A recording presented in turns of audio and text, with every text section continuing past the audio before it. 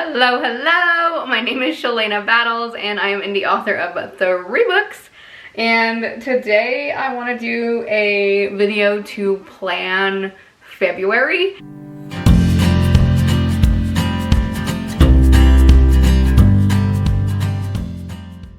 I planned January. I obviously didn't record it, but I worked out a lot of kind of scheduling issues and figured out really in January what works for me, what works for my kids and our routine. And we're still a little bit working it out, and I think we probably always will be because there's some days you just don't know what to expect. But for the most part, we've got a pretty good groove going. And so I want to plan that out with you guys today. And if you need to plan February, you can use this video to help you do that. This year I bought a Dela Studio planner, which I've showed before. I think it's gorgeous. It has really big spirals on the side. It has a pen holder. I love this so far. I've had a lot of planners and I've had a lot of really expensive planners. Don't know what I have in this drawer that I've kept.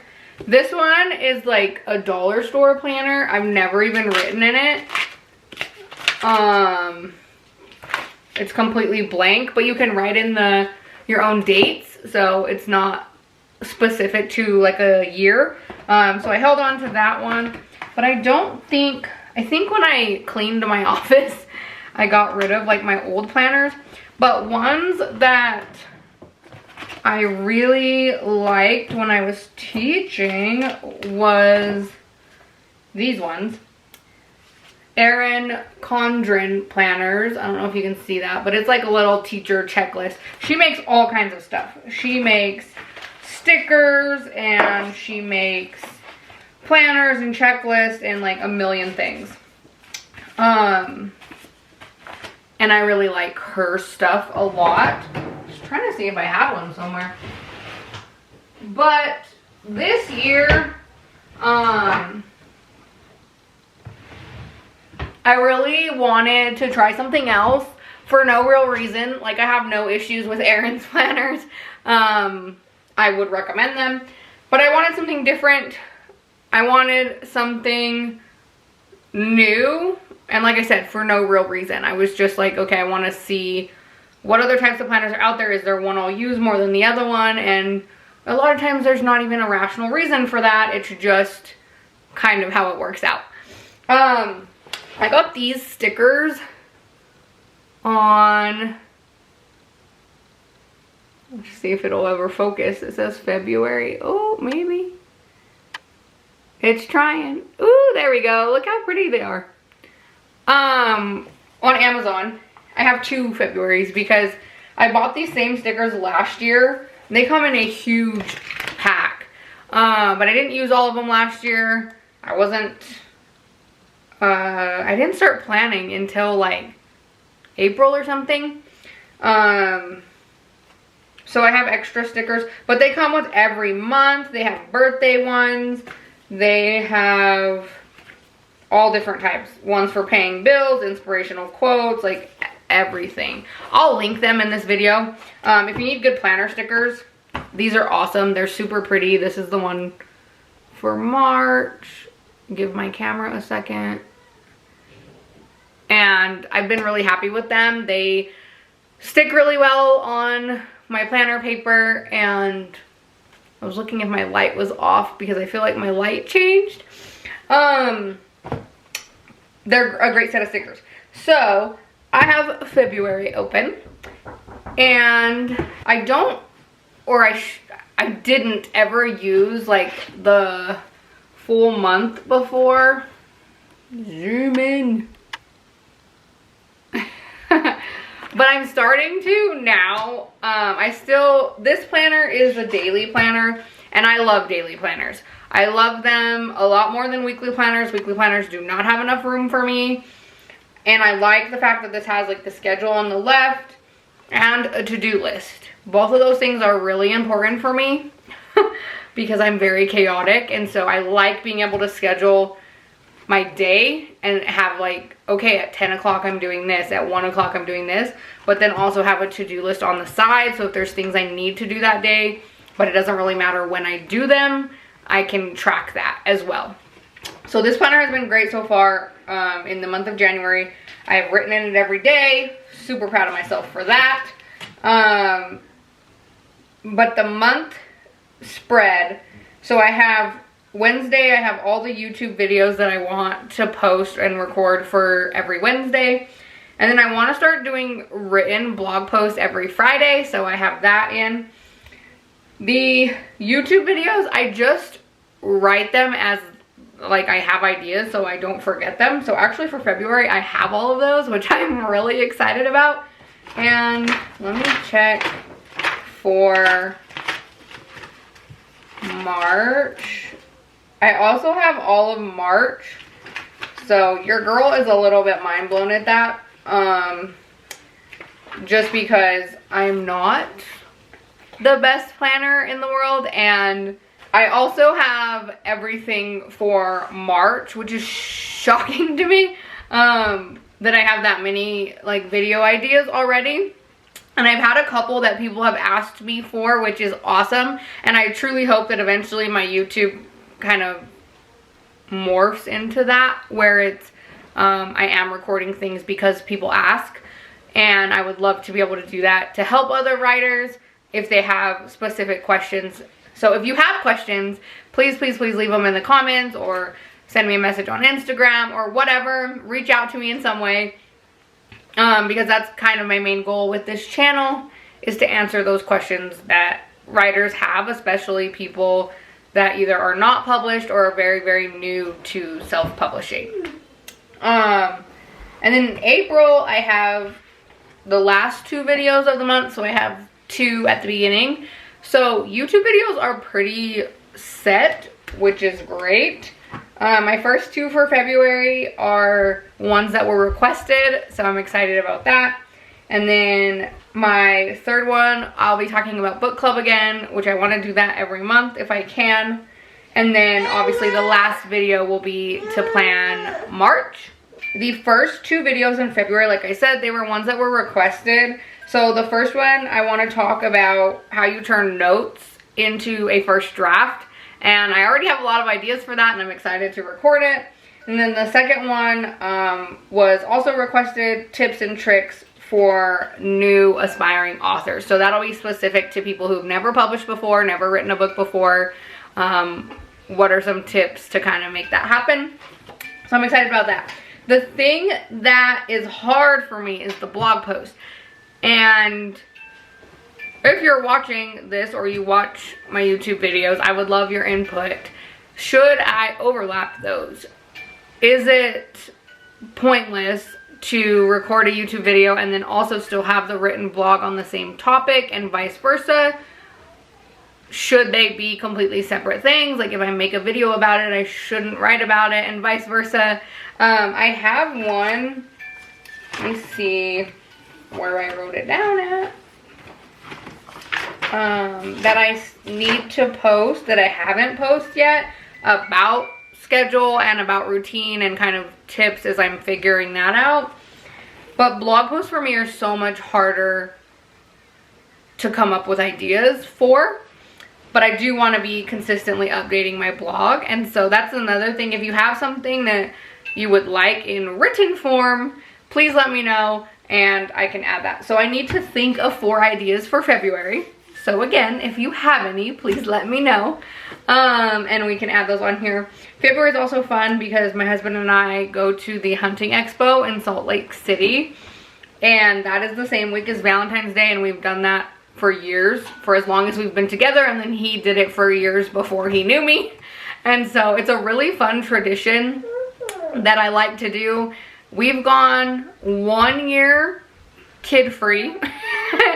Every other year has been with our kids, and so it's fun for them too. They enjoy it, to get to see like all of the vendors and stuff. So that week is already kind of blocked out, and hopefully I can film and stuff prior to leaving, so it's just scheduled to post instead of me trying to do it in Utah.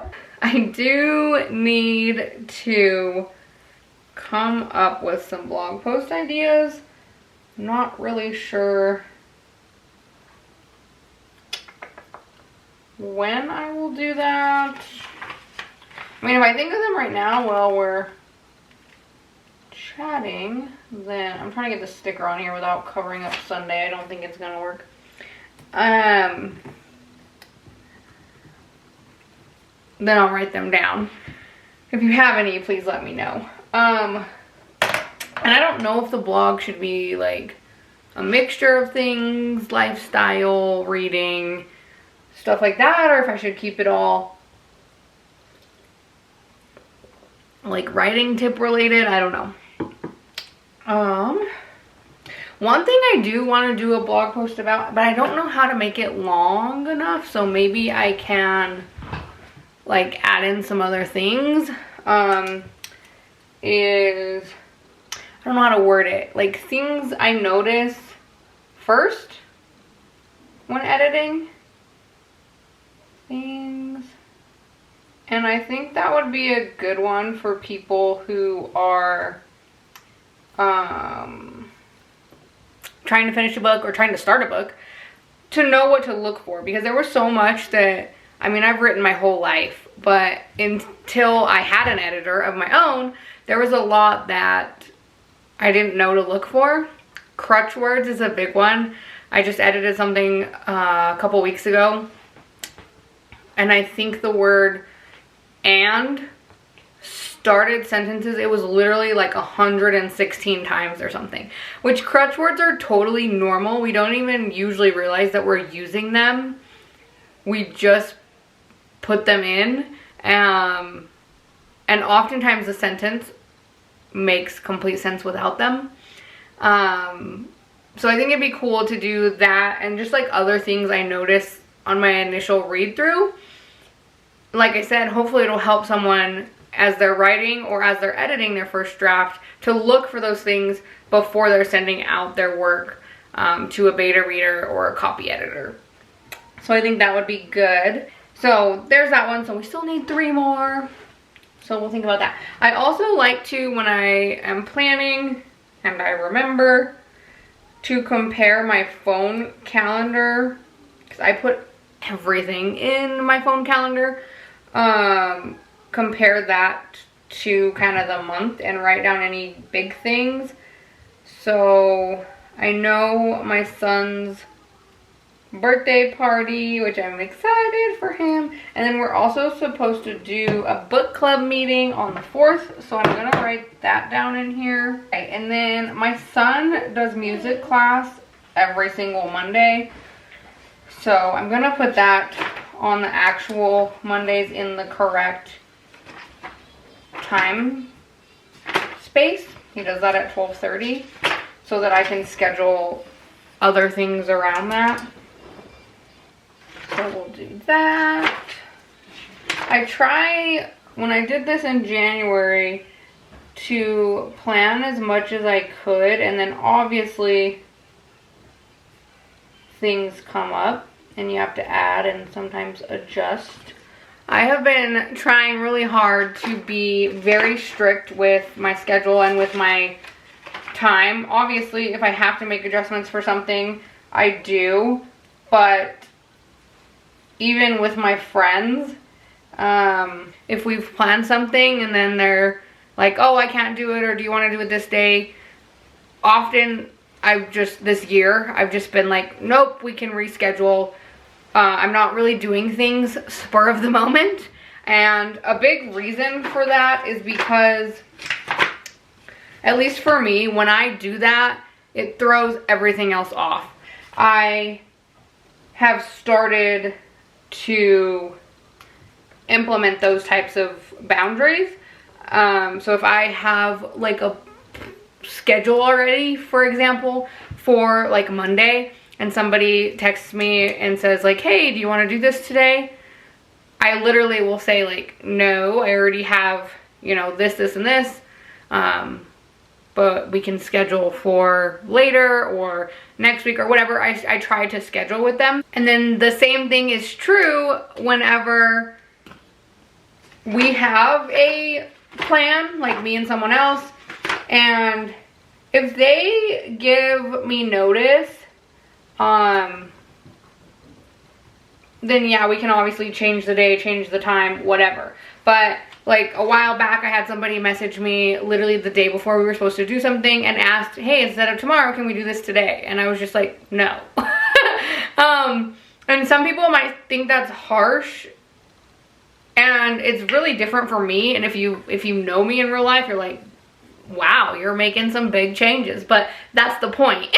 It's like I am making big changes, and that's hard for me sometimes because I've lived so long, is just like go with the flow, willy-nilly, chaos, hot mess girl over here. And I'm doing that for other people. And so if I schedule with them, I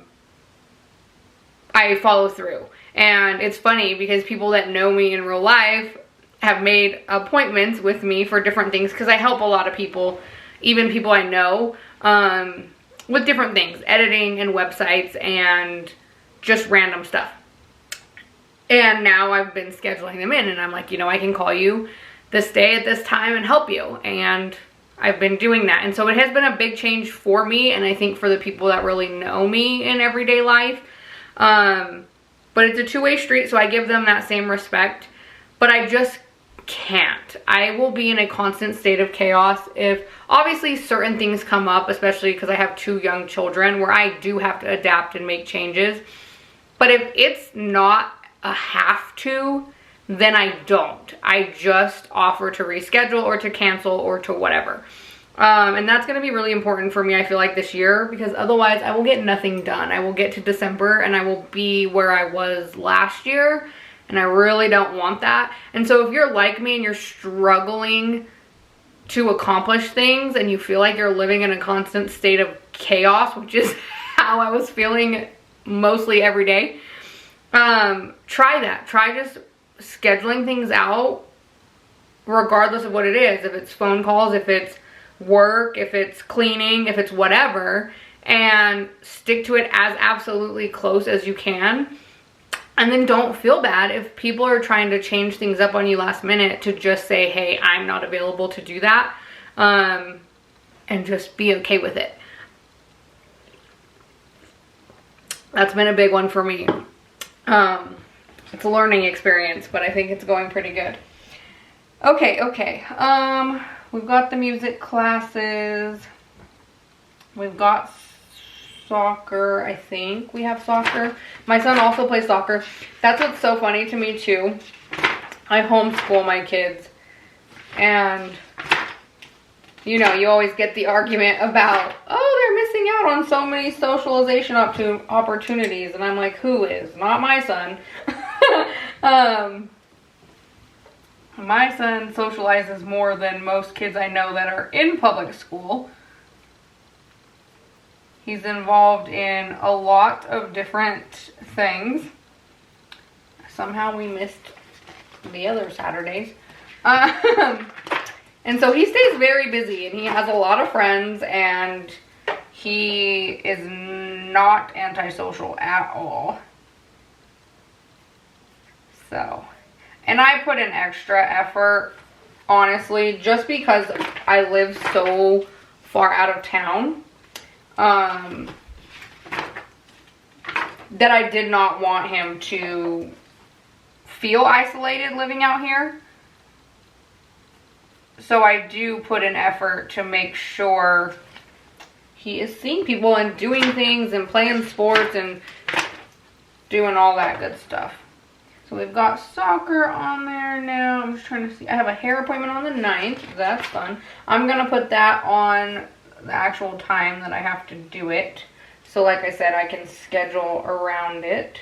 That's the other thing that I could blog about, is traveling stuff.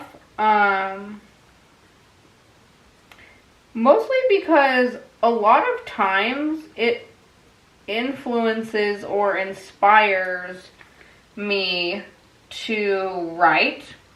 There's a lot of trips that we go on that sometimes find themselves in stories, and so maybe that could be a good one. is just travel, inspiring writing. J.F. Penn also talks about this, not specifically travel inspiring writing, but just getting out of your office, getting out of your house, like giving yourself time to be out and be doing things, and how important that is for writers, because we need inspiration, right? We can only sit in an enclosed room for so long. Like, you still have to interact with the world and like be getting inspiration from somewhere. So I think that that's really important. The other thing that I've been really bad about, I'm gonna put, there's like a little section on here for priorities, is I want to schedule out my social media post. So we're gonna put that, let me check what January's priorities were. Let's do a little hold yourself accountable moment. Okay, launch website, check, we did that. Post weekly YouTube videos. I have been doing that. Yay me. So we met those priorities. So now my February priority is gonna be schedule social media. I really want to start working with Mariah again, so I'm hoping that's in my very near future. Because she was scheduling all that stuff for me. And then, but while I'm waiting, I want to be doing that stuff in advance, so that if I post like just randomly throughout the day, fine, it adds to my social media, but I would like to have at least a week at a time planned out. So if I get busy or I don't think about it, things are still getting posted. So that's definitely a priority for February, is schedule my social media. And that's probably my main priority. I've been doing really well with everything else, sticking to my routine and scheduling and writing and things like that. The other priority I really want is, I have the word count in here. So I did the math, and it'll be a little bit off because I just did it like on average of a book word count. So for me, normally when I finish a book, if I was writing 2,700 words a day, I'd finish a book in a month. Which I know that's not always gonna happen. I'm not gonna write 12 books a year. Like, that's insane. But I like the idea of having a set daily word count, and I wasn't sure how to come up with that number. And then I also mathed 2 books a month, which would be 5,400 words a day. On average, just for January, with no like expectation, just to kind of gauge what I was writing, when I sat down and I wrote and I spent the day writing and I followed my writing like schedule, I was averaging about 3,000 words a day. I had one day that was 3,900, so that was a lot higher, but about 3,000 words a day. So I don't think asking 2,700 words of myself is too much. Because like if I'm scheduling a time to write, having a 2,700 word expectation is not too much. Just from kind of like testing myself in January, I know I'm capable of that, because I was doing 3,000 plus words even on days when I was busy, even on days when, you know, other things were going on, and I still got homeschool done and I still got XYZ done on the list. And so that's not out of the question for me. So I'm gonna put that as a priority, that I write a minimum of 2,700 words a day. If I write more, awesome. But if I get the bare minimum of 2,700 words, then I can be happy. So priorities, we're gonna say that. Write 2,700 words daily. I saw Sarah Sutton do this. I don't know what her words per day was, but she would color, like highlight in the box for that day of the month if she hit her word count. So I might do that, and then at the end of the month we can see how well we did in February. I think that would be fun. So for now, that's my priorities, which I think are good. We met January, so hopefully we meet February's as well. That always is like feels really good when you can check stuff off your list or say, I accomplished that. I didn't fail at my goal. And so I'm just gonna add some fun little stickers to this. I love stickers for planners. I'm not really like a artistic person. Like, I don't like draw and stuff. My husband does. I do my stuff on a computer. And so stickers for me are fun because they're easy and it's a fun way to like add a little extra to the planner without me having to draw. Or like, I've seen people paint them. I've seen people do all kinds of stuff. There was once a time where I thought I could bullet journal, but I very quickly realized that was not a good idea. So add some quick stickers. So I think to recap, we're going to try and write 2,700 words every day. We're going to try to schedule out social media. I've got the YouTube ideas down. I've got the blog ideas mostly down. If you can think of 2 more, I'd love to hear them. And that's kind of our February. I mean, there's some other like random things, house things, kid things, but for the most part, we're planned out. So these are kind of fun. They're a different set of stickers. They're like, they look like little Post-its. There we go. These are from when I was teaching, so I think I'll throw a couple of those in there. They're just cute. I have way more stickers than I probably need, but start using them and be fun about it. And that's kind of the best part of using a planner, is that you can do fun stuff with it. But I think we are mostly planned for February. I'm sure, like I said, I'll have to throw in a few things here and there. But for the most part, we've got it all down. I hope that you are also accomplishing all the things that you want to accomplish this year, and that you've had a great start. We're already in the 2nd month, which is crazy, or about to be in the 2nd month when I post this. And I hope you continue to accomplish all of your goals and do all the things that you want to do this year.